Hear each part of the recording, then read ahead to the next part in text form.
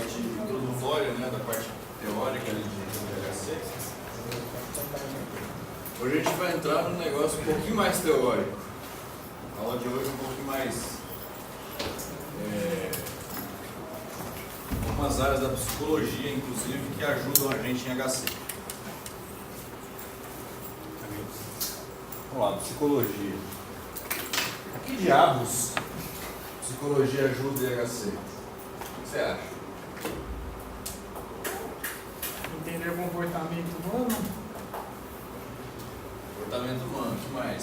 Saber como que as cores, como as formas interferem na percepção humana. Isso. Mais. Que a psicologia ajuda a gente nesse item aí, HC.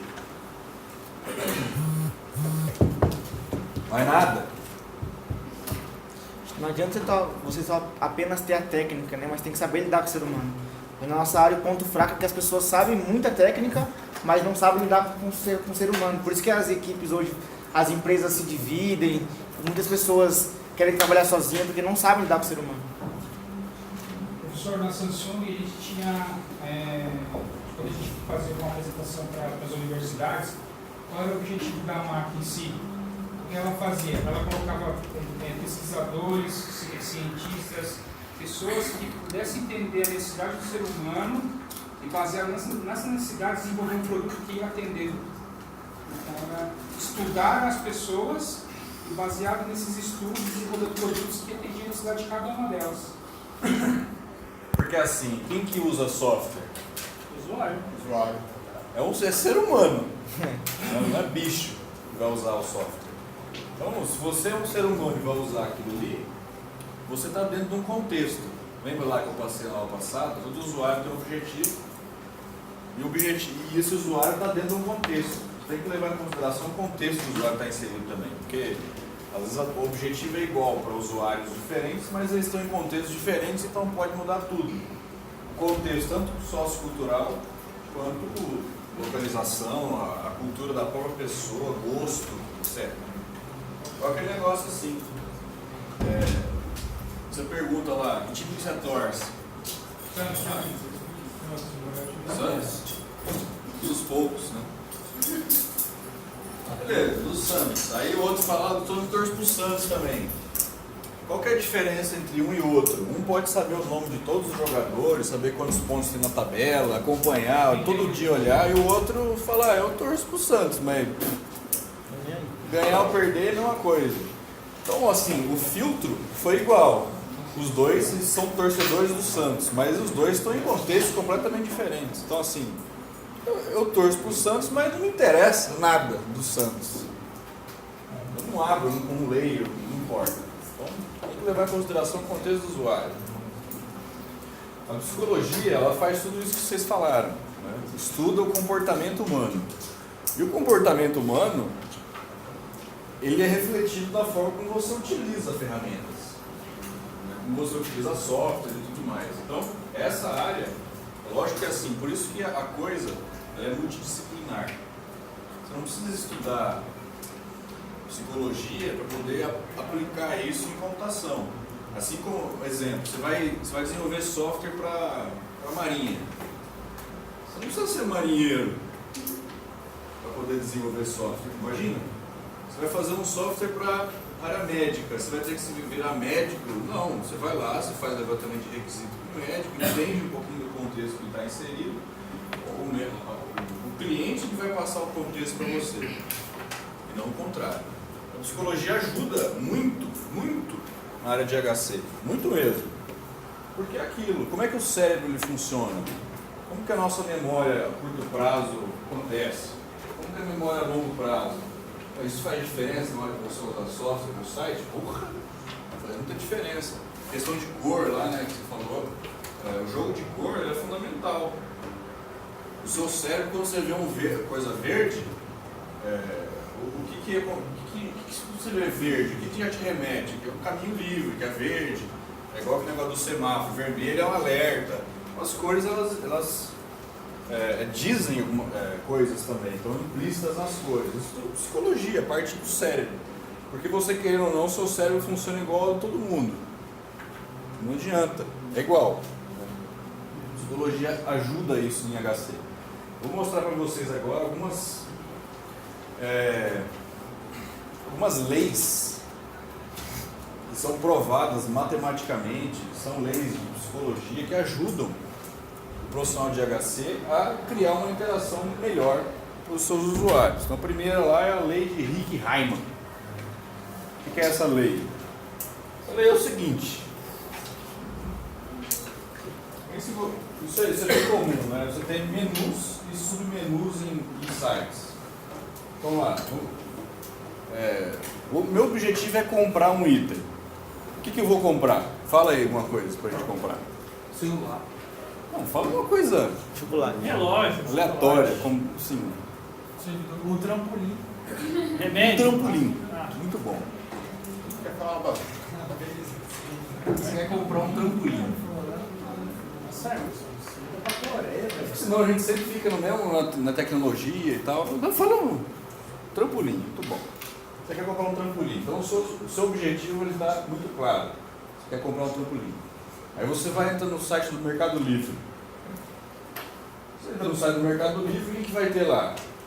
De duas uma. Ou você já coloca na busca o objeto que você quer, que daí você já vai direto para a lista de coisas assim, parecidas com aquilo que você colocou. Ou senão você tem categorias. Como é que você chega em trampolim? Trampolim de quê que você quer? De piscina? pode ser. Beleza. Você vai comprar um trampolim para colocar na sua piscina. Então você vai ter que entrar no menu lá, casa Entretenimento. e não sei o que lá, que tem lá. Aí entrou nesse, o que aconteceu? Você entrando no menu casa e jardinagem, sei lá, e exterior, isso. Clicou aqui, o que aconteceu? Você automaticamente eliminou todas as outras categorias. Certo? E aí você ficou só dentro desse campo aqui.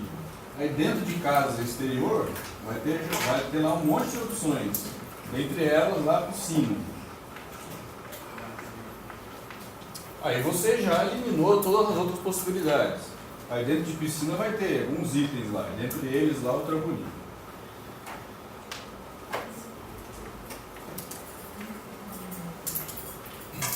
Certo? Então esse tipo de mecanismo de filtro, ele afunila para você chegar no seu objetivo, ele te ajuda a chegar no seu objetivo. Isso, todo site tem esse tipo de mecanismo, né? Isso é muito comum.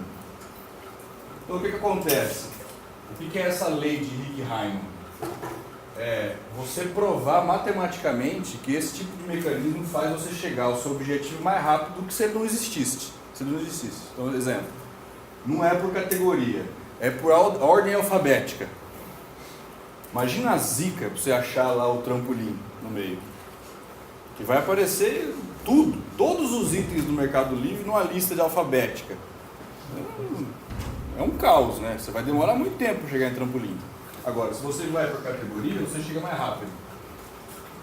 Olha a definição lá, bonitinha. Relaciona o tempo que uma pessoa leva para tomar uma decisão com o número de possíveis escolhas que ela possui. Quando você tem o seu objetivo extremamente claro, você já pode, na busca, já digitar e aparecer, que é o mais rápido possível. Agora, se você não... Eu não sei, eu vou gastar 2 pau hoje, mas eu não sei com o que. Eu vou olhar o que eu vou gastar. Essas 15 Hã? Aí você vai lá, o que você vai entrar lá? Eu vou ver as categorias, porque, exemplo, não me interessa nada de casa exterior, por exemplo. Não me interessa, então eu não vou nessa categoria. Então você vai escolhendo até chegar numa coisa que... Aí você cria o seu objetivo de maneira mais rápida. Essa é a lei de Hick-Hyman. Então, o que acontece? Eu nem coloquei aqui porque é meio assustador. Isso aqui é uma fórmula filha da mãe. Matemática. Vamos lá, onde você calcula o tempo em cima de um monte de variáveis, qual é o tempo que o usuário vai demorar para chegar àquele objetivo. Então isso é provado matematicamente. Então por isso que não é assim. IHC não é assim. Eu achei bonitinho ficar o logo aqui, E aí aqui eu vou colocar um combo box porque ficou bom. Ficou legal. Aí você vai fazendo o seu site naquilo que é o seu gosto pessoal. Isso não é assim que funciona. Você vai fazer um grande software, isso você prova matematicamente que aquele botão ele tem que estar ali, não é para outro lugar. Então, isso demonstra que HC é uma área muito mais séria do que parece. Porque a gente interação no computador, o que é? Fazer tela, desenhar a telinha, aí aqui você vai colocar o botão, aqui você vai colocar o botão, aí você vai fazer o desenho. Você tem isso na faculdade? Meu Deus! Não é isso. Isso qualquer um faz, pô. Então, existe uma lógica e isso é uma lei da psicologia. Você prova, ó, esse botão ele tinha que estar aqui. Então as coisas elas estão onde estão porque elas deveriam estar ali. E não porque alguém achou que ficou legal. Diferente isso, né? Muito mais importante. Porque lembre-se, todo software, todos os softwares têm interação. E se ele tem interação através de quê? De interface, certo? Que é o desenho de tela, interface. Só que isso faz toda a diferença na usabilidade do seu cliente, do usuário que está ali, e na experiência do usuário. Porque tudo se resume lá àqueles 4. O que é uma IHC bem sucedida? Como é que eu sei que meu software ele tem uma IHC boa? O que lembro lá? São 4 itens. Usabilidade. Experiência do usuário, acessibilidade, comunicabilidade.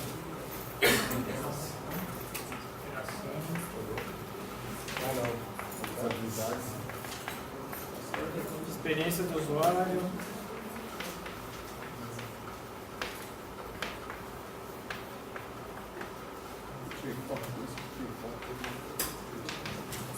Tira foto não, mano. Copia o negócio aí. Acessibilidade. Vergonha na cara.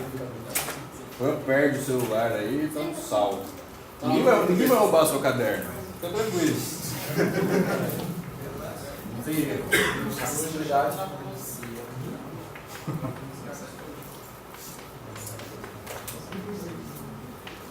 Comunicabilidade.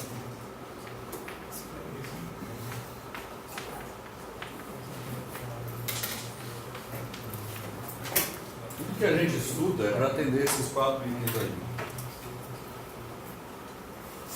Então, quando você cria um mecanismo que o usuário do sistema encontra o objetivo dele o mais rápido possível, o que isso leva? Isso leva uma usabilidade significativa. Ficou claro, ele conseguiu usar o seu software, o mecanismo que você criou ali para ajudar ele. E principalmente isso daqui, ó, melhora a experiência do usuário. Porque é tudo uma questão de satisfação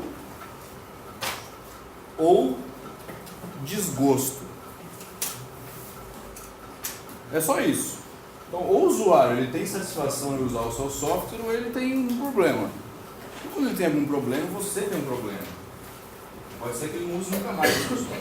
Então, esse site de compra aqui é muito ruim, é muito difícil de usar, não consegui encontrar, vamos falar assim. Não tem uma boa experiência do usuário. A usabilidade dele não é tão fácil. O jogo era melhor. Magoou lá. Assim que ele falou, deixa eu ver, triste, tô magoado, tudo bem. É sério, professor.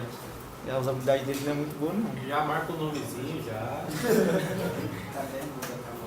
A usabilidade daquilo lá é tão simples que é só você clicar e arrastar o item, mais nada. Você ficou 2 semestres para aprender a usar aquilo. É essa. Agora, o que você faz a comunicação entre os elementos é outra história. Na hora que ele sabia explicar, ele complicava tudo. Meu Deus, era muito difícil, cara. Experiência do usuário. A gente atende o usuário assim, ó. É igual você ir numa loja e comprar alguma coisa. Quando você é bem atendido, você não quer sair de lá muito rápido. Mas quando o cara é um saco, ele tá lá, é um vendedor. Você é um problema pra ele. Assim, puta meu, eu tava quietinho ali, você apareceu. Aí eu vou ter que ir lá, pegar um monte de sapato.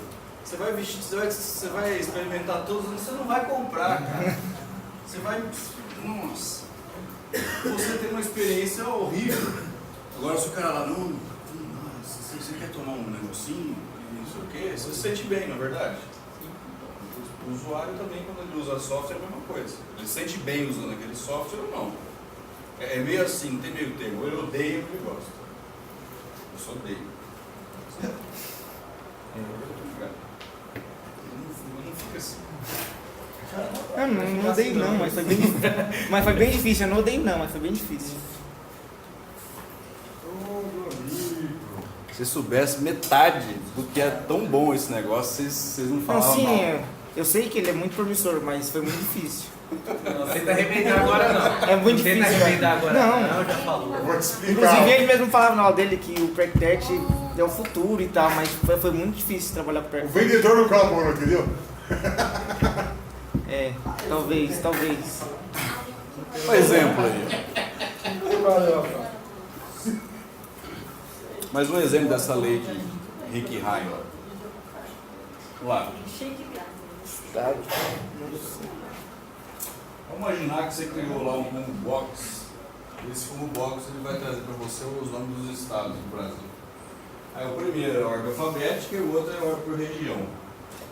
Aí você pode por assim, não faz diferença. Não Faz sim. Por ordem alfabética, pressupõe que o usuário precise ler. Só. Se você sabe ler, então você sabe o alfabeto. A ordem das letras. Então você consegue identificar de maneira assim. Mas por região pode ser que você não saiba. Então, o Alagoas, ele fica onde? Eu não sei. Aí como é que você vai achar? Você vai ter que procurar, não está em ordem alfabética. Você vai criar um problema. Mesmo que a pessoa saiba onde é a região, onde está, mesmo assim não vai demorar mais tempo. Então, esse tipo de coisa, tudo é para poder criar uma experiência do usuário melhor. Por questão de usabilidade, não muda nada, é a mesma coisa. Concorda?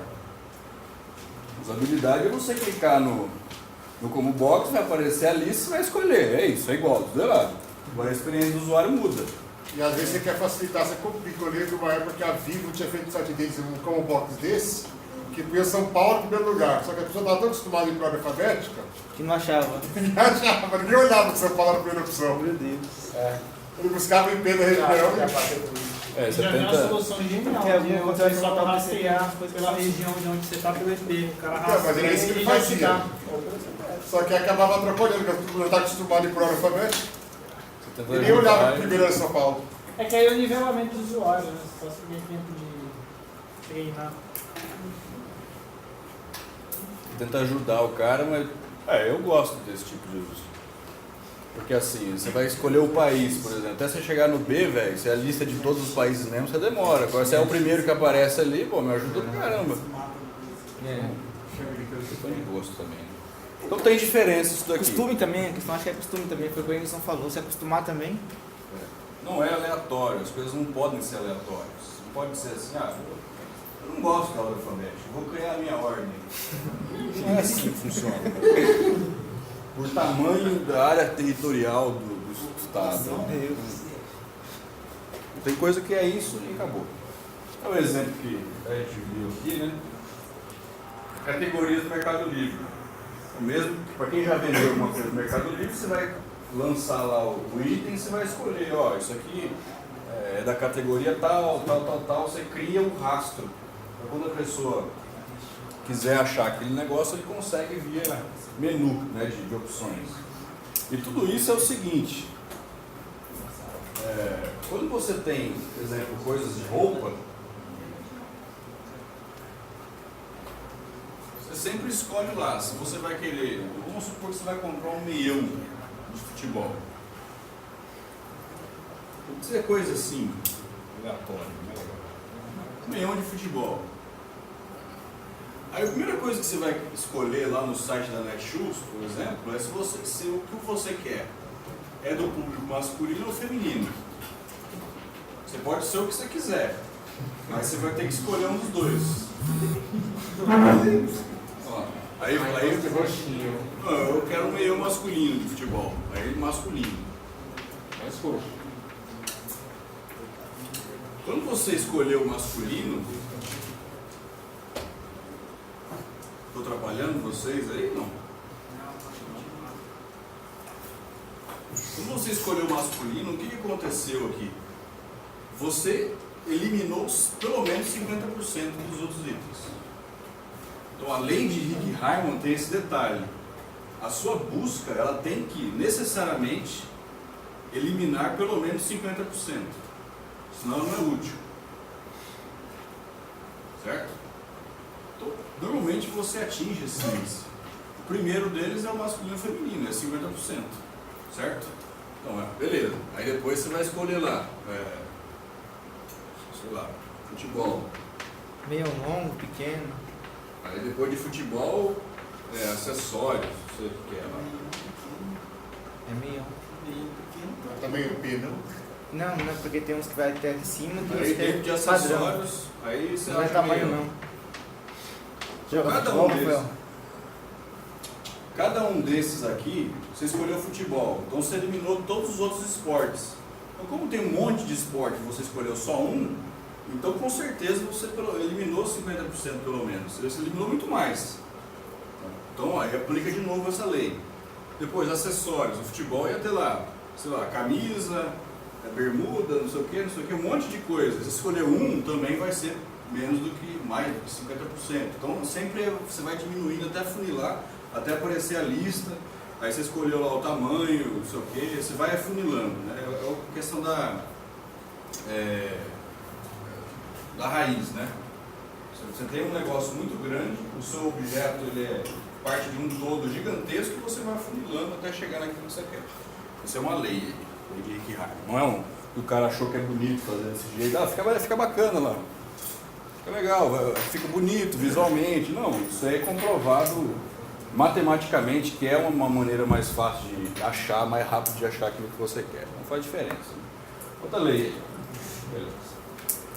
Lei difícil é o seguinte. É outra forma também, filha da mãe, mesmo jeito.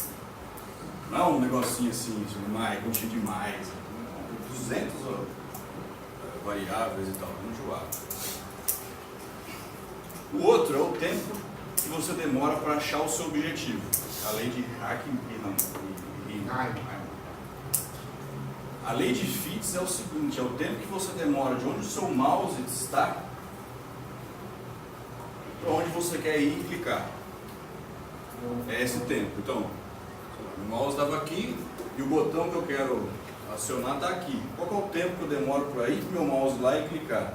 Isso é calculado matematicamente. Por que isso é útil? Porque daí eu vou ter que analisar qual é o melhor lugar que o botão vai estar. Então, se tem um botão de busca, tem um botão lá, buscar. Sempre tem lá o sitezinho, o botão buscar, e aqui em cima tem o campo onde você escreve lá, né, a lupinha e tal, e buscar. Esse botão aqui ele vai ser clicado muitas vezes. Então ele tem que estar num lugar que ele seja de o mais fácil acesso possível, para entrar naquele link de acessibilidade lá. Então, onde que o meu mouse vai estar, os itens têm que estar mais próximo possível dele, porque daí o usuário ele tem um tempo menor de alcançar o que ele quer. Então isso é calculado por essa lei aí, a lei de Fitts, que é dentro de psicologia experimental. Psicologia experimental é aquele negócio assim, ó, eu criei uma teoria e eu vou aplicar isso e fazer teste, para ver se funciona. E funciona, é isso aí. Então lá, a definição é essa, né? Então, relaciona o tempo que uma pessoa leva a apontar para algo com o tamanho do objeto-alvo. O tamanho desse botão também ele faz diferença, porque quanto maior o botão, mais fácil de você clicar, mais rápido. Se ele é pequenininho, você vai ter que ir devagarinho lá até clicar. Então tem a questão do tamanho do botão e onde ele está. E a distância entre a mão da pessoa e esse objeto-alvo. Então você começa a ver que HC realmente não é só fica bacana deixar aqui. Você consegue provar que aquele botão ele tem que ficar ali, porque ali é o melhor lugar possível da página para o usuário clicar. Isso através dessa lei aí, de Fitts. Então, um exemplo aí dessa lei é isso daqui, né? Vamos lá. Você tem o seu mouse posicionado em algum lugar da tela, Você vai ter a distância onde o mouse está até o botão que você quer clicar. E o botão que você quer clicar, ele faz diferença o tamanho dele. Então, se ele é um botão de salvar sem o disquetinho, ele é menor. Se ele é menor, a área útil dele é menor. Se ele é menor, ele é mais difícil de ser clicado. Se ele é mais difícil de ser clicado, você diminui, aumenta o tempo que o mouse vai naquele botão. Não é também, lógico que tem uma questão de bom senso também. Não coloca um botão desse tamanho aqui, nem da tela, aí é só o botão. Também não. Esse não, o usuário vai achar ridículo o negócio. Mas isso faz diferença. Vou colocar o disquetinho, o cara vê, às vezes ele nem leu a palavra salvar. Mas só do fato dele ver esse disquetinho já está implícito que aquele item lá é de salvar, ele vai salvar. Não adianta você colocar outro ícone aqui, não adianta. Agora está só escrito, ele teve que ler e entender que aquilo lá vai salvar. Isso demora mais, ele vai precisar de mais raciocínio. Isso sim, falar, não faz diferença. Pô, milissegundo faz diferença num todo. Isso é estudado, a gente estuda isso no HC. Então, assim, o objetivo de mostrar isso para vocês é que vocês precisam saber as leis ali, entender que isso existe, isso é um cálculo matemático, e assim, tem pessoas que se especializam muito em HC, porque isso aqui é uma puta de uma área promissora. Se todo software tem HC, porra, velho, então não vai faltar trabalho para um cara desse, na verdade ou não? Não tem como não ter interface com software. Agora, aí você tem um software que tem interface para web, mobile, não sei o que, então são várias interfaces para o mesmo software, então tem bastante trabalho em cima disso daí. Professor, uma pergunta. Você falou de 2 leis já por enquanto. É muito difícil você usar todas essas leis no seu software? Não, tem que usar, né? Então você vê, por que o Google, ele é o que é? Porque os caras, eles usam uma HC muito boa. Você não tem nada de reclamar do site do Google. Você não consegue nem criticar ele. Porque ele faz exatamente o que ele se propõe a fazer, e mais nada. A única coisa que eu acho que eu tinha que fazer é analisar alguns lixos, sabe? Tipo, lixo de informações que é desnecessário. Que venha mais. O pior é que ele já faz isso. O pior é que ele já faz isso. Tem tudo que acho, né? Que é muita coisa. Muita merda pra você. Vai descobrir aí tudo que é interessante para você, 100% disso. Quando você pesquisa, você tem coisa de Minecraft, não fica nada de Então assim, Por com que o passar será, do né, tempo, mano? os algoritmos vão sendo melhorados e sempre esses mecanismos eles são aperfeiçoados, né? É igual você falar e digitar sozinho, esses negócios. Quando começou era quase zero. Agora já você consegue já usar alguma coisa, né? Então o negócio está melhorando. E HC, o profissional de HC é o chamado designer. Você fala, eu sou designer web. É o cara que estuda isso aqui. Na verdade, né, no Brasil, o que é o designer web? É o programador de site web. Não é, né? É o cara que programa, que faz HC, faz tudo, né? Dá suporte. Agora, tanto que tem site que é um cara que só entende a mesma direção, eles falam que de especialidade em UX, UI. Experiência do usuário, experiência de interação. User experience, é isso aqui. Isso, Mais uma área aí para quem você tiver interesse, tem. Nossa, dá para você se especializar muito nisso daí, porque assim, o IHC chega num nível de que o usuário acha que aquilo lá é o software. Que o que ele usa, que a interface é o próprio software. Mas não é. Concorda comigo. O software é o código que está por trás ali. Aquilo lá é só a interface de uso daquele código. Mas não interessa o código. O que interessa é o que eu estou vendo aqui, ó, na minha frente. Então, se você faz o Uber, todos esses negócios aí, cara, a usabilidade deles é fantástica. Você acha que os caras acharam que, não, vamos fazer o teste. Vamos colocar, fazer desse jeito aqui e ver o que dá. Não pode ser assim. Os caras, milhões de dinheiro lá para fazer o negócio, não dá para você, eu acho que vai dar certo.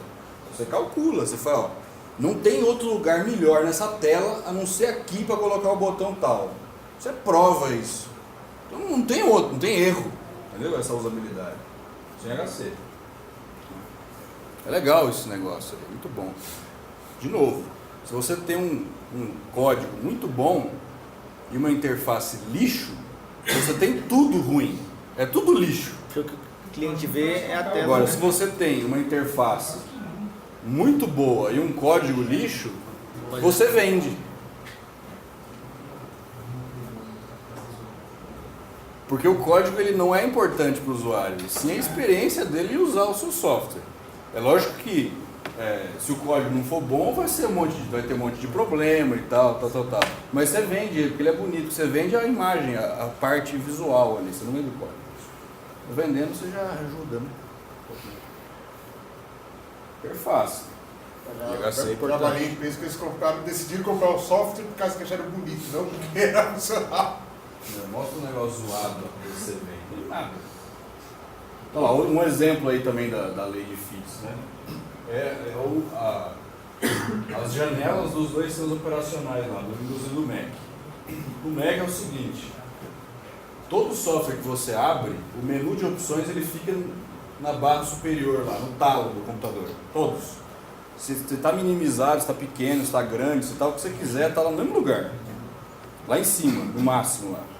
Agora no Windows não, você diminui o tamanho da tela, o menu, a barra de menu aqui, ele acompanha a janela, certo? O que muda isso? Tem alguma diferença? Nossa, perante essa lei de FITS aí, a diferença é 5 vezes. Por quê? Você quer clicar em arquivo, em qualquer software do Mac, o que você faz? Você pega o mouse e você joga ele lá em cima, você já está lá no arquivo.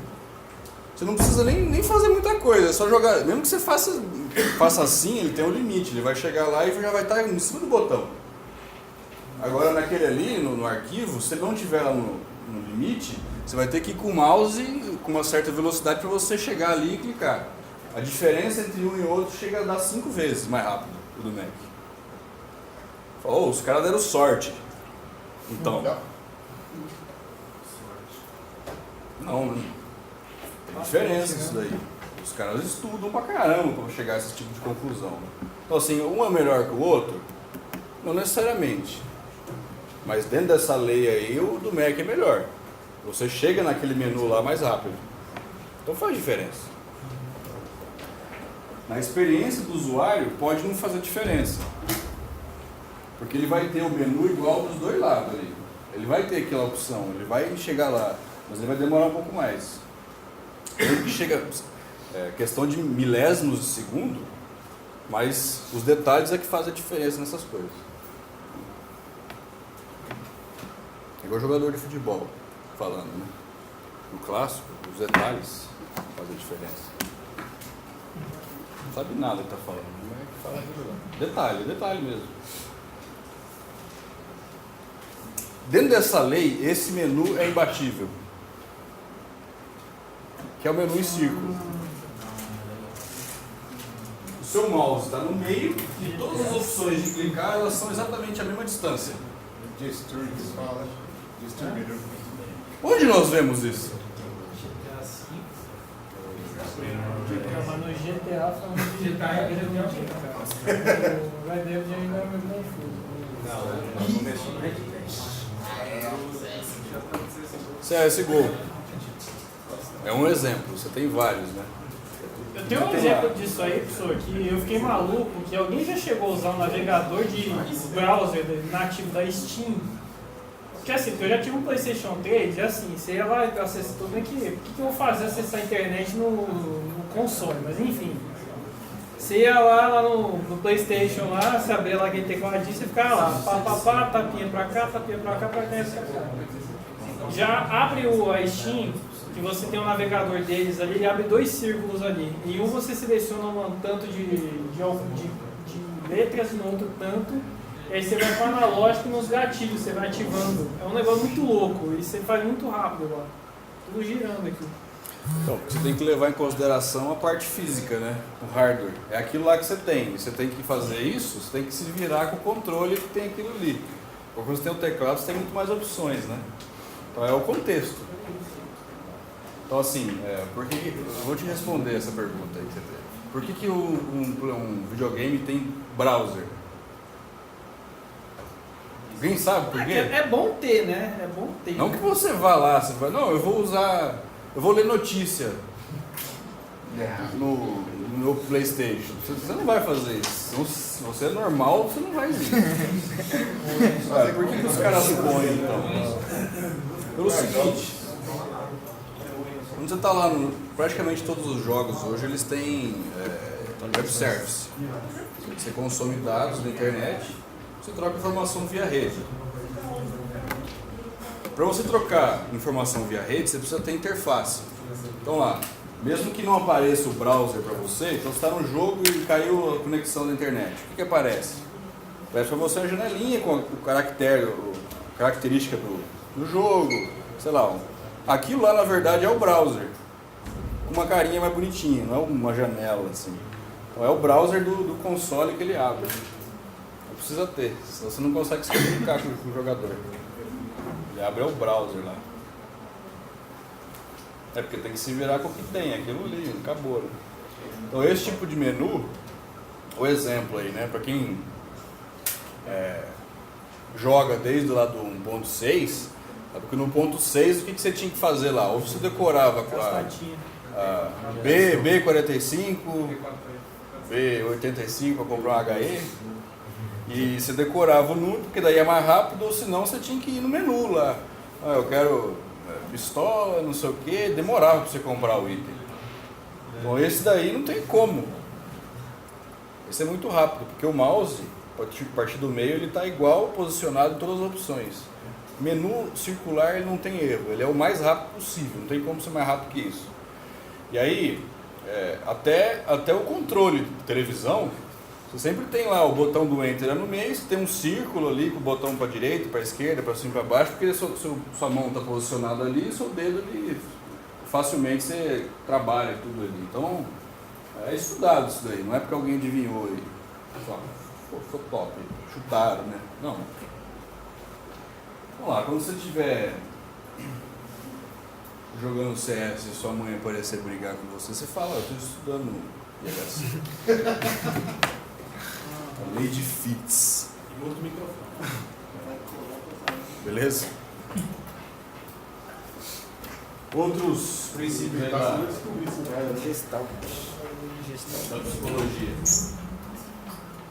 Princípio de Gestalt. Isso a gente vê bastante. Primeiro lá, proximidade. Esse é um dos que a gente mais vê. As entidades visuais que estão próximas umas das outras são percebidas como um grupo ou unidade. Aquele negócio, o menuzinho lá, né?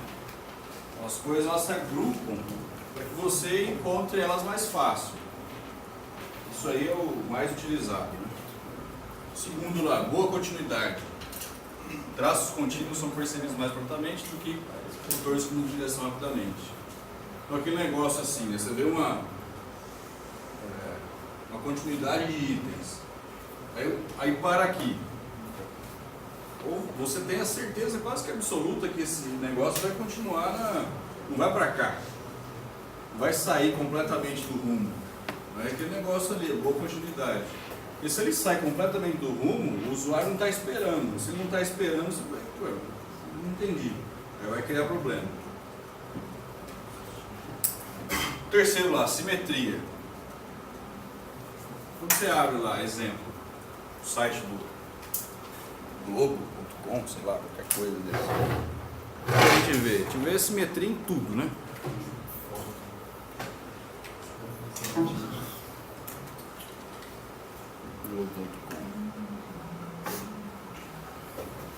Ó, tem um monte de itens de HC em todos os sites, mas esse tem bastante. Então lá. E a primeira coisa você tem um jogo de cor. Um jogo de cor padrão, não é qualquer cor. Então, implícito, você já tem aqui na barra de cima a legenda das cores. Bom, quando é vermelho, eu sei que tem a ver com esse G1. Né? Se tiver verde, é o Sport. E assim por diante, já está implícito. Como apareceu o verde aqui, é esporte. Apareceu vermelho, é notícia. E o que é mais importante aparece primeiro. O que é mais importante assim, eu quero que as pessoas vejam mais, eu dou um pouco mais de ênfase. Aí fica uma fonte maior, mas a fonte é a mesma. Então todos os itens ali tem o mesmo padrão de fonte. Então quando é a notícia principal de um sub-item, que não é o principal, o tamanho de fonte tal. Então essa fonte é igual a essa, a segunda notícia tem a mesma fonte. Então é padrão para todo lado. Então todo item vai ter no máximo 3 linhas. Não vou ter mais de 3, senão vai me destruir aqui para baixo, a minha organização, o visual, o meu site. Então tem todo um negócio.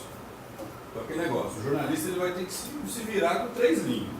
O título ele tem que dizer o que tem aquela notícia em 3 linhas, pô, se vira. Imagem. A imagem tem um tamanho, essa aqui tem outro tamanho, é igual o tamanho, não é diferente.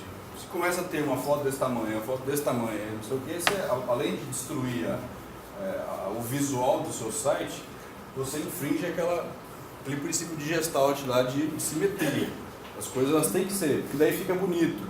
Você vê que o negocinho está redondinho, está organizadinho, está mais legal, né? Fica mais bem utilizável, né? Então o padrão aí, todo site tem esses negócios, né? A primeira coisa que aparece é mais importante, então provavelmente ali seja uma propaganda que pague mais, né? Que é o patrocinador que está pagando mais, ele vai aparecer primeiro, antes de tudo, enfim.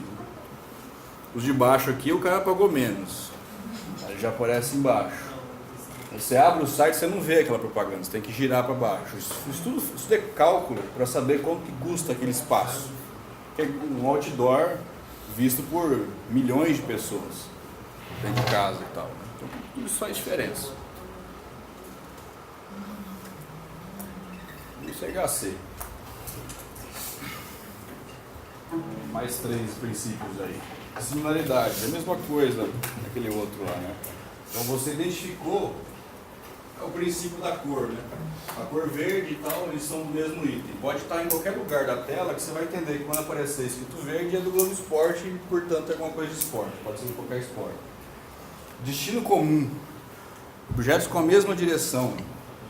É aquilo. Então, o menu, você clica no menu, ele abaixa as opções. As opções que aparecem no menu, no submenu que você clicou, elas têm a ver com o menu original. Não pode ser aleatório. Tem uma lógica ali que você escolheu, não é qualquer coisa. E o fecho, né? Então, se você está vendo um negócio que está em formato circular, a ideia é que você coloque mais um item aqui e feche. Não coloque em qualquer lugar. São alguns princípios da psicologia que o nosso cérebro utiliza. O último ali, você vê um círculo quase acabado. Como é que você termina esse círculo? Você vai lá e coloca a bolinha lá e fecha. Você não vai colocar em qualquer lugar. Isso é questão...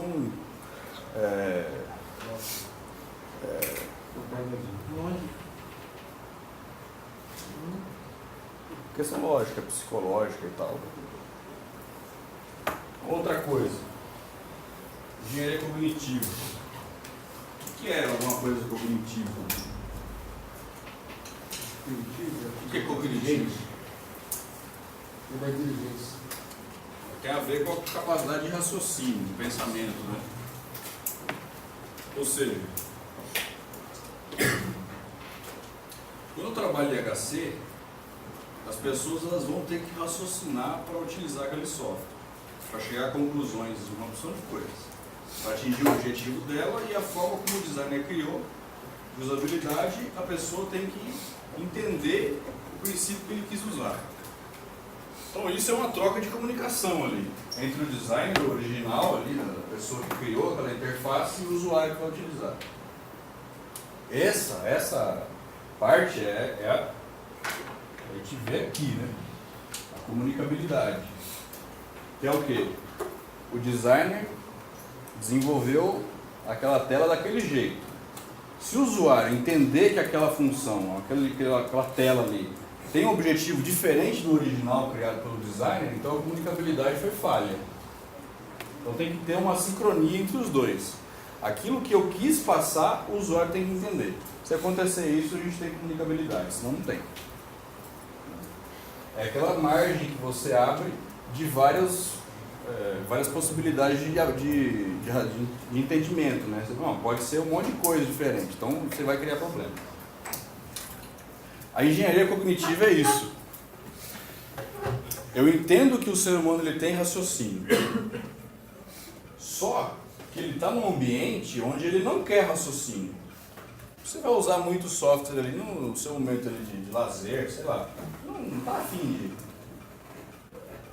de muita coisa. Você quer um negócio mais mastigado. Por isso que entra nessa parte de usabilidade aqui, ó.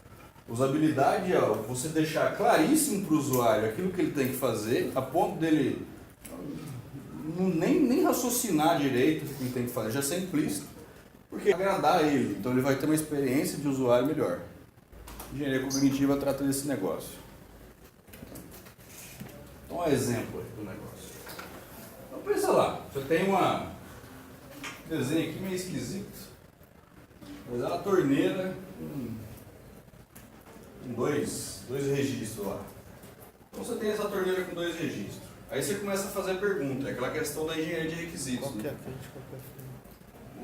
As perguntas são as regras de negócio. Vamos lá. Primeiro item do problema, o problema de mapeamento. Qual é o controle da água quente e da água fria? Se não tiver identificado, você não vai saber. E aí como é que você vai descobrir? Você vai ter que abrir e ver qual que é. Então isso é uma péssima experiência de usuário. Porque se eu tiver que testar tudo para saber o que é, então não está ruim. Então tem que estar explícito. Sempre tem lá um adesivinho lá, azul para água fria e um vermelho para água quente. Aí deixa claro. Ó, eu vou abrir isso aqui e vai sair água quente. Não tenha dúvida. Aí outro. De que maneira cada controle deve ser girado para aumentar ou reduzir o fluxo da água? Porque só tem uma saída de água aqui. Tem um que sai mais, tem um que sai menos, eu tenho que abrir os dois, o que eu tenho que fazer? Então veja, o requisito do usuário era o quê? Você tem que criar uma torneira. Esse é o requisito. Agora, essa torneira tem que ter o quê? O que ela tem que fazer? São as perguntas que o engenheiro de requisitos faz para poder entender as regras do negócio.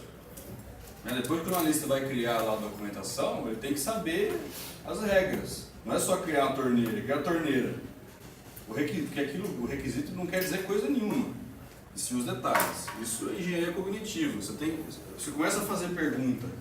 E quanto mais perguntas você faz, significa que a coisa não está implícita. Tem dificuldade em entender. Então outro lá, dificuldade de controle. Aqui no segundo, né? Para aumentar a temperatura da água, mantendo o fluxo constante, é necessário manipular simultaneamente as 2 torneiras? Ou não? Não sei. Vamos ver. Isso é problema.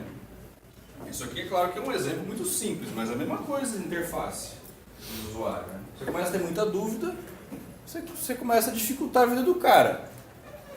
O último lá. Quando há 2 bicos de torneira, tem os 2 lá, agora é separado, né? Às vezes se torna difícil avaliar se o resultado desejado foi alcançado. Você não sabe o que está acontecendo lá. Então aqui você girar, se eu girar um lado só, vai sair água? Não sei. Eu tenho que girar os 2, qual que é, entendeu? Essa que é a ideia do negócio, é muita dúvida. É muita dúvida. Então você tem muita dúvida, é difícil, cara. Isso aqui é um exemplo também da engenharia de requisitos. É a zica. Engenharia de requisitos, o que é o requisito funcional lá desse caso aí, criar a torneira? O software deve ter uma torneira. Ponto. O que quis dizer? Não quis dizer nada. Agora, você vai perguntar pro cara, e aí, como é que é pra poder fazer água quente, não sei o que, tal. Então por isso que aquela documentação toda, ela faz parte muito importante disso aqui. Na hora que você for criar uma interface, na interface você tem que deixar muito claro todas as regras de negócio que estão implícitas naquele requisito funcional. Beleza? Então é difícil o negócio, não é simples, claro que não é. O outro exemplo aí da torneira também. Tem que girar para lá, para cá. É aquele negócio, às vezes você chega em banheiro de shopping, não sei o quê. É uma desgrama, velho. Porque você chega lá e você não sabe se é pra cima ou pra baixo, se é pra direita ou pra esquerda. Aí se sai quente, se você não sai. Aí você fica lá um tempão lá e o negócio não gira. Aí você fica, puta, eu sou um imbecil, eu não consigo nem abrir o torneira. Aí você começa a se sentir mal, velho. Aí é só pôr a mão embaixo, isso aí é água sozinho. Já passei por isso. Com certeza. Então por quê? Porque não ficou claro. A torneira ela não diz o que é que você tem que fazer. Então você fica tentando ali, fica um tonto lá tentando girar, vai quebrar o negócio, vai sai água. Então isso é engenharia cognitiva. A parte de raciocínio. Quanto mais raciocínio você precisar para usar um software, pior, velho. Porque você vai pegar gente de tudo quanto é tipo usando o seu software. E quando você restringe, não, só gente altamente capacitada na área que vai dar conta. Então o seu nicho de negócio ele ficou muito pequeno. Agora não, eu quero colocar meu software para qualquer um, todo mundo. Aí você tem que colocar de um jeito que um imbecil use. É isso mesmo. Uma vez eu fui para uma Faria Lima num prédio, que eu entrei assim, a percepção do rejeitar no elevador e procurar um botão. Eu entrei ali, não vi botão, eu saí para fora, entrei de novo, cadê o botão? Aí só fica vazia. Por favor, diga se eu andar. É igual quando você vai Caçando o botão, cadê o botão? Igual quando você vai no elevador, aí tem lá, no shopping, sei lá. Aí tem o botão com a setinha para cima e o botão com a setinha para baixo. E você quer descer. O que é o óbvio? Você aperta a seta para baixo, só. Aí demora, aí o cara vai lá e aperta para cima também. Porque vai que é mais rápido. Não sei. Então assim, o usuário ele vai arrumar qualquer jeito que ele achar, ele vai tirar coisas assim absurdas. Esse caso aí que não tinha botão, se o cara é surdo aí. Aí vai ter que Não, mas tinha plaquinha também no alto, que eu não via plaquinha, não dava na visão. Aí lascou tudo. Segue O cara Aí não tem acessibilidade. Aí entra aqui, ó, acessibilidade. fica lá parado. Então tem que ter essas coisas, senão fica difícil. Olha lá. Tem essas duas telas aí, ó. Você vai ler o título da janela e definir a cor. Beleza, esse negócio define a cor. Aí você olha o primeiro. Não tem, nem dá pra você visualizar como Assim, o que a gente consegue concluir? Concluir que, ó, isso aqui, pela experiência anterior que você tem de usar software, você entende que quando você clica aqui, isso aqui é um negócio que você arrasta. Porque também é um item. Quanto mais software você utiliza, você vai aprendendo a utilizar software. Então já fica implícito, ó. Pode ser para alguém que não está claro que ele tem que clicar aqui e arrastar. E aqui, você vê que é um text box, então eu sei que se eu clicar ali vai aparecer aquela barrinha piscando, eu consigo digitar um valor, ou se não eu clico na setinha para cima e para baixo, aumenta e diminui. Beleza. Mas e aí? Qual a cor que vai ser gerada? Não sei. Não dá nem pra visualizar, Aí, beleza. Aí foi pela segunda tela lá, já deu uma melhoradinha. Aqui eu falei que esse daqui tem a ver com o verde, não, com o vermelho, o verde e o azul. A fonte RGB lá. Beleza. E aqui tem um preview. Então eu vou mexendo. O que está implícito aqui nessa tela? Pelo menos é imaginado isso. Você vai arrastando isso daqui e isso aqui vai ficando vermelho. O outro vai ficando verde, vai ficando azul, etc. Você vai vendo aquilo ali, você escolheu a cor que você quer, ok, beleza. Aí tem esse, né? Aí um top de informação, né? Mas daí você tem uma precisão maior. Eu quero exatamente aquela cor. Então você vai arrastando seu mouse ali, e daí você encontra a corzinha que você quer. Aqui já vai aparecer o código da cor, né? HTML, vocês vão ver esse negócio do códigozinho da cor, vai colocar o código. Aqui já tem um monte de opções, então já consegue ficar muito mais complexo. Agora, pega um cara que nunca usou esse negócio ali, não vai entender nunca o que ele tem que fazer para escolher cor. Por isso que depende do contexto. É lógico que não tem como você atingir todas as pessoas, não tem como. Tem coisa assim, ó, você tem que ajudar também, né? Esse negócio aí você tem que aprender que quando você mexe o mouse aqui, vai mexer a cor aqui, você escolhe o que você quer, clicou, ok, beleza. Senão também não tem como, né?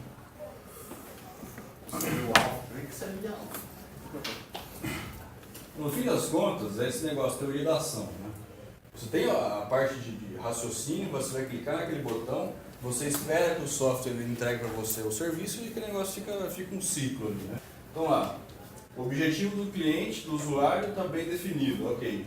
Você vai ter uma atividade mental de tempo, de fazer o que é que você acha que tem que fazer, utilizando algum software, e esse software ele vai te retornar a ação que você tem. Então, se você raciocinou de um jeito diferente do que o software quis te passar, você vai ter problema. Daí, não foi aquilo que eu queria.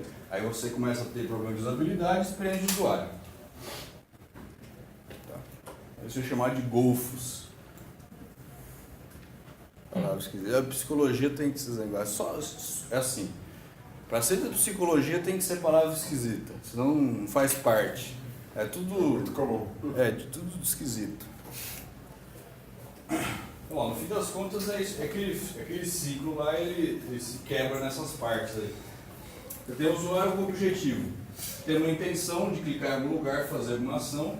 Essa intenção leva uma especificação da ação, então eu quero comprar um meião. O meião ele faz parte de um subgrupo dentro de esporte, dentro de não sei o que. Então isso aqui é a especificação da ação. Você detalha o objetivo que você quer. Você tem a execução que é entrar, clicar, fazer o que você tem que fazer através do software. O software ele fez tudo o que ele tem que fazer e ele te retorna. Ele te retornando, aí você vai ver. Você vai ter a percepção do resultado e aí você vai concluir. Em cima da interpretação e da avaliação, se aquilo era aquilo que você queria mesmo. Então, nossa, não tem nada a ver esse negócio aí. Fui no meião e veio um trampolim, por exemplo. Está errado. Então, você avalia como errado, aí de duas uma, ou você conclui que a sua atividade mental foi falha, o problema foi seu, ou se foi do software, que está alguma coisa errada lá. É esse ciclozinho bonitinho aí. Beleza? Tá aqui, tranquilo? É uma teoria meio enjoada mesmo, eu concordo. Mas ela é importante. Chega lá. Se resume a isso, aquela comunicação entre o designer e o usuário.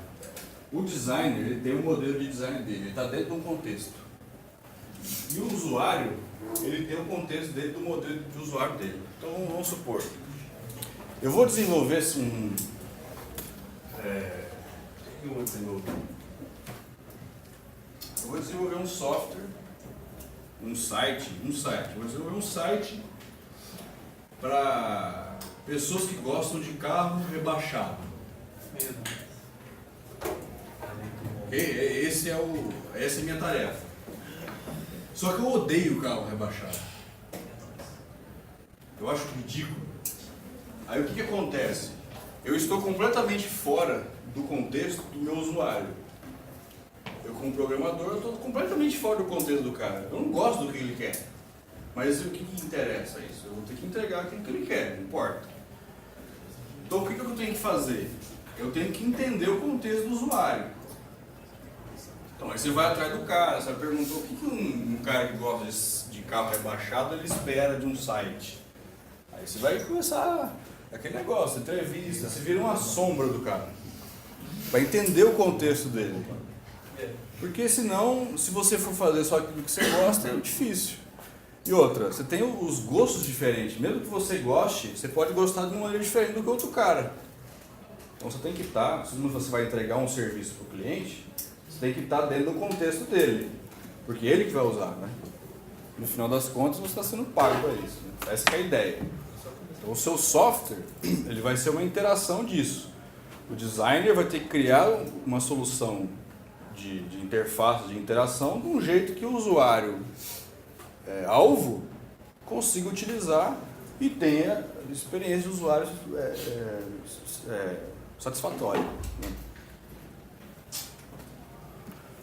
Olha lá a palavra, eu estou falando para vocês, psicologia, abordagens etnometodológicas. tem a ver com aquele slide anterior. Essa eu vou pegar a imagem não. Escrever. Que é assim, se você está num país, você está dentro de um contexto. Se você está dentro de uma região do país, você está dentro de um outro contexto, inserido no contexto do país. Aí você está dentro de uma cidade, você está dentro de um contexto do contexto. Aí da cidade você está dentro de um bairro, é outro contexto. Aí a região do bairro é outro contexto. Então o seu contexto, você tem o seu contexto.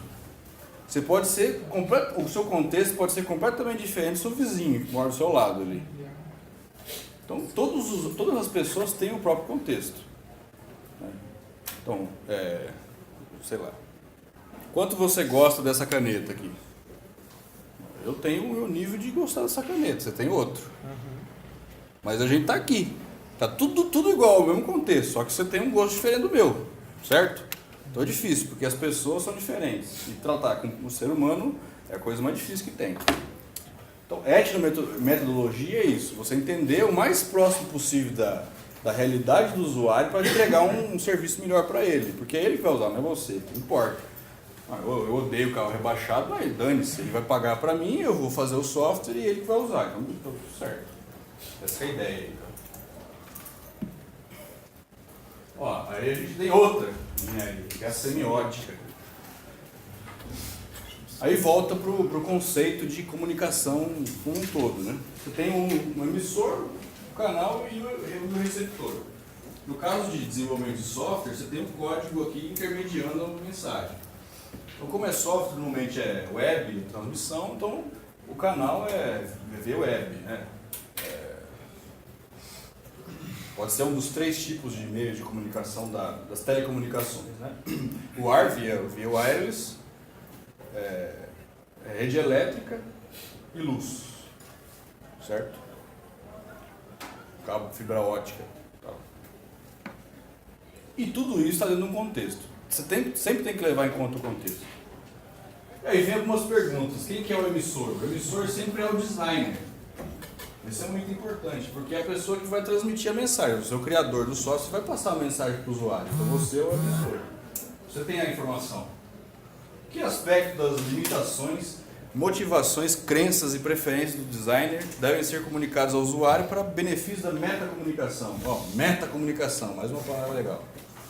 O que é metacomunicação? Metacomunicação é igual está tendo aqui, ó. Eu estou tentando falar uma coisa para você e se você entender aquilo que a minha intenção foi que você entendesse uma coisa. Se você entendeu de acordo com a minha intenção, aí isso é uma metacomunicação. Houve uma troca de informação do jeito que eu queria. Agora, se eu falar uma coisa e você entender outra, aí não é metacomunicação, entendeu? Quando Comunicação falha, ruído. O emissor quis passar aquela mensagem, o receptor recebeu exatamente aquela mensagem. Porque é muito difícil. Porque a gente sabe que sempre nesse canal aqui há ruído. Sempre tem ruído, não tem como não ter ruído. É impossível uma comunicação sem ruído. Para quem gosta de banco de dados, por exemplo, inclusive um negócio que eu mexo. Big Data, aquele negócio todo, o que acontece? Tudo parte de uma ciência, que chama ciência dos dados.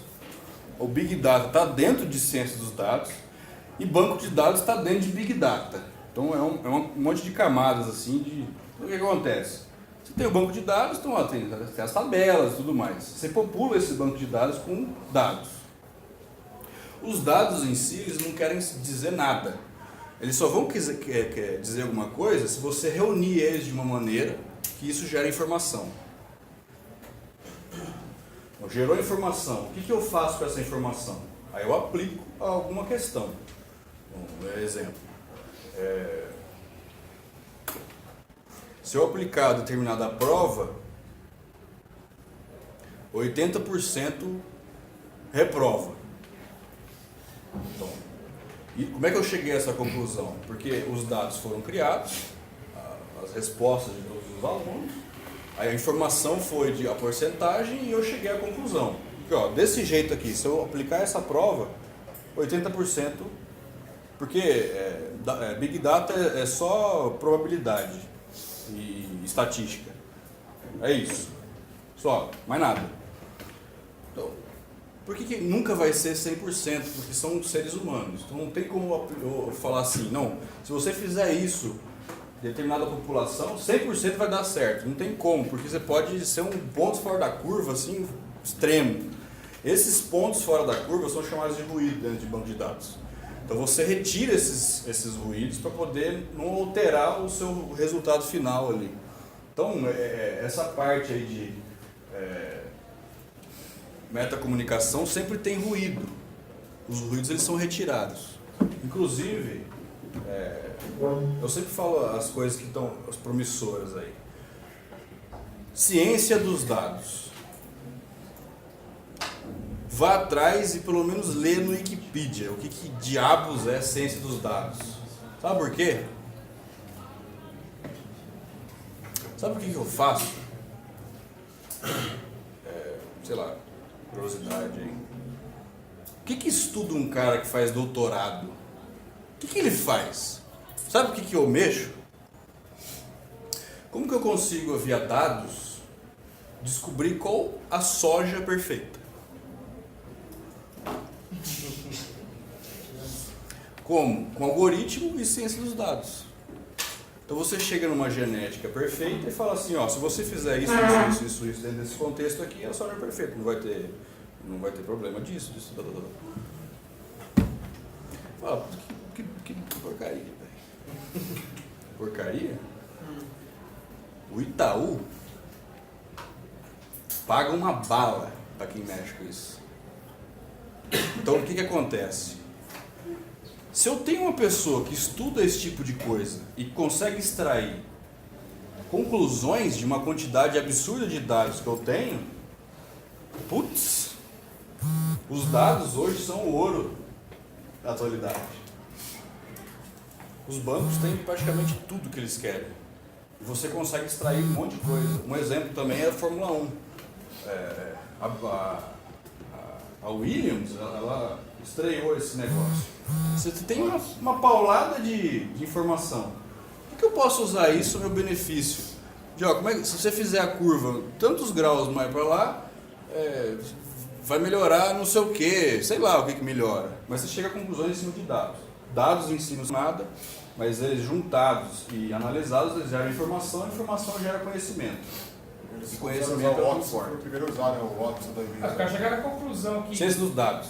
o trânsito que acontece aí, que tem esses trânsitos caóticos, se cada pessoa que olha o celular por 3 segundos gera não sei quantos quilômetros de trânsito. Os caras chegaram a esse ponto de cálculo.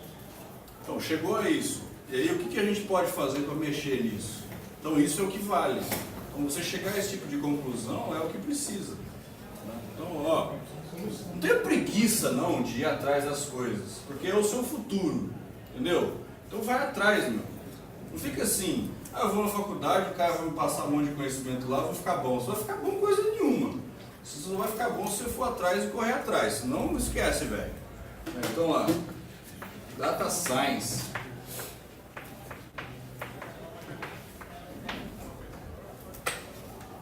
É isso aí, dá uma lida. Ciência dos dados.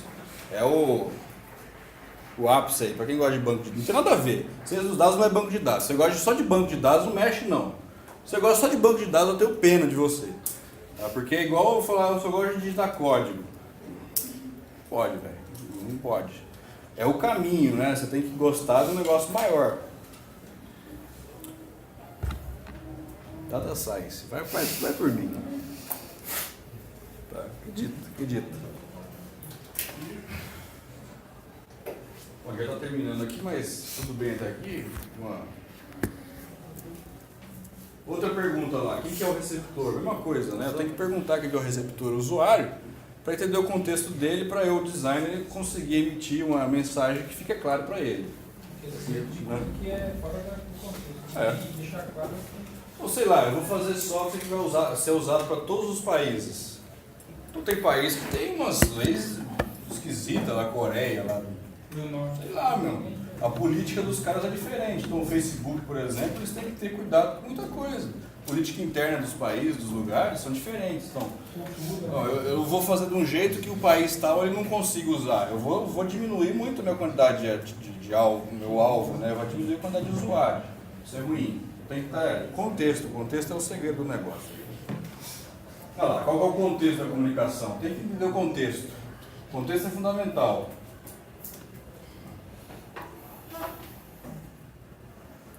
Qual é o código da comunicação? Também é importante. Então, dentro do contexto, aí você vai entender qual que é o melhor código que você vai fazer. Você vai fazer em Java, em C Sharp, você vai usar o banco não sei o que e tal. Assim, para chegar a mexer com o ciência dos dados, tem um outro negócio também que é muito importante, a mineração de dados. Quem já ouviu falar em mineração de dados? Data mining, data mining.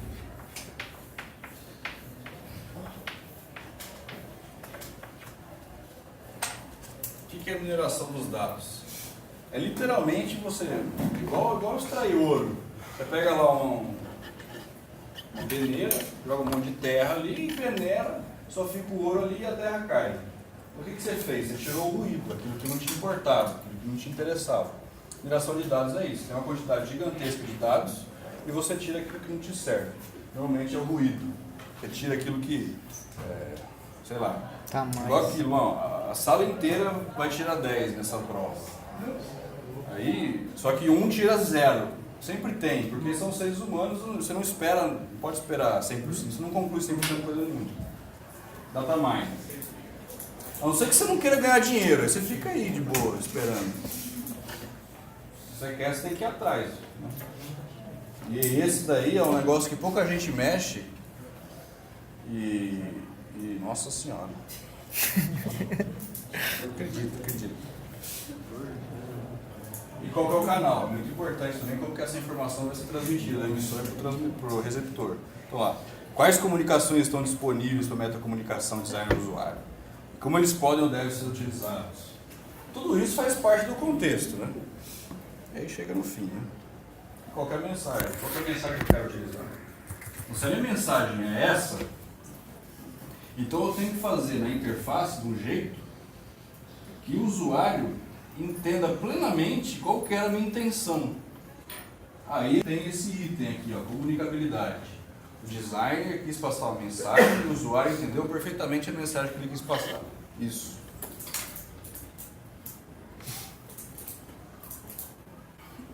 Certo ou não?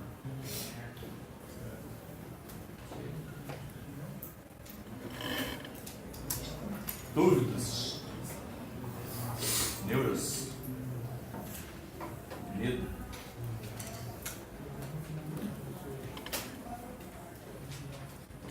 Nada é fácil.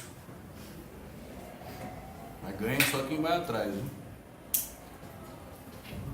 Vai atrás daquele negócio. Você não vai aprender nada na faculdade, aquele ali. Em lugar nenhum você vai aprender, mas vai atrás daí. É por mim. Beleza?